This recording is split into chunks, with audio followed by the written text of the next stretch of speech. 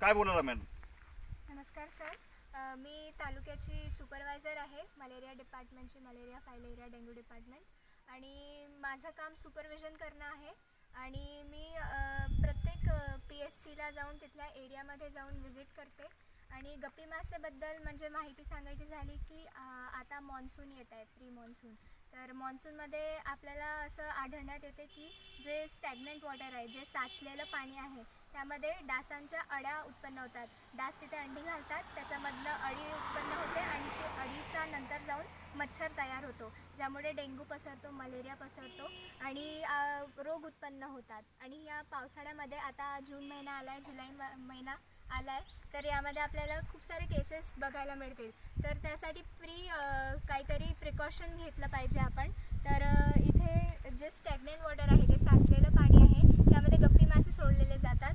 गप्पी मासे याच्यासाठी सोडले जातात की ज्या अळ्या निर्माण होतात ते गप्पी मासे ते आधीच खाऊन घेतात आणि त्यामुळे डास उत्पन्न होतच नाही. तर अशा प्रकारे आम्ही एक प्रकारे प्रिव्हेन्शन करतो आहे सर. आणि मी इथे व्हिजिट द्यायला आली आहे. हा गप्पी मासे आपलं पहिलंच केंद्र आहे, PLMOKH. MOKH म्हणजे मोखाडा आणि 154 हा सेंटर केंद्राचा कोड नंबर आहे. तर अशा प्रकारे आम्ही व्हिजिट्स करत आहे सध्या. आपण अशा किती विजिट केलेल्या आहेत?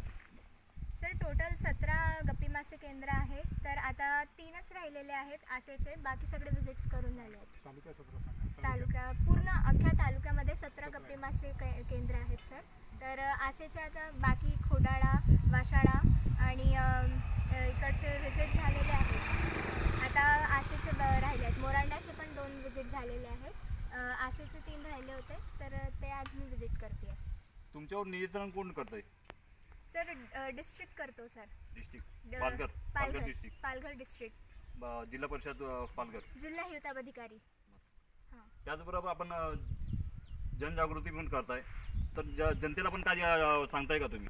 हो, जनतेला असं सांगणं आहे की तुमच्या घरामध्ये जर साचलेलं पाणी असेल, कूलरमध्ये आता कूलर लावले असतील तर त्यामध्ये साचलेलं पाणी असेल, त्यामध्ये जर तुम्हाला डासांच्या अळ्या दिसत असतील तर नक्की आम्हाला कळवा. आम्ही तुमच्या पर्सनल घरापर्यंत येऊन आमच्याकडे गप्पी मासे अवेलेबल असले तर आम्ही गप्पी मासे तुम्हाला अवेलेबल करून देऊ.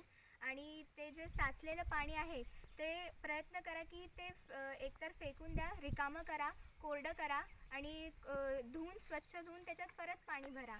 किंवा जर तुम्हाला क्वांटिटी जास्त आहे पाण्याची, म्हणजे मोठं पाणी आहे, टाकीतलं पाणी आहे, ते एवढंचं एवढं ओतून देता येत नाही, तर त्याला आधीच फडकं बांधून कवर करून ठेवा, ज्यामुळे त्याच्यात डास अंडी देऊच शकणार नाही. आपण बघू शकताय त्यांनी उत्तम माहिती दिलेली आहे. सांडपाणी कसं त्याच्यापासून गप्पी मासे टाकून त्याच्याकडं ते सांडपाणीपासून कीटकनाशक आहे, डास म्हणून एक, त्याच्यापासून आजार मोठ्या प्रमाणात होतो. याची कुठंतरी नाश करण्यासाठी गप्पी मासे केंद्र हा उघड केलेला आहे. आपण बघू शकतात मोखाडा तालुक्यामध्ये हा ठिकाणी गप्पी मासेचा हे केलेला आहे.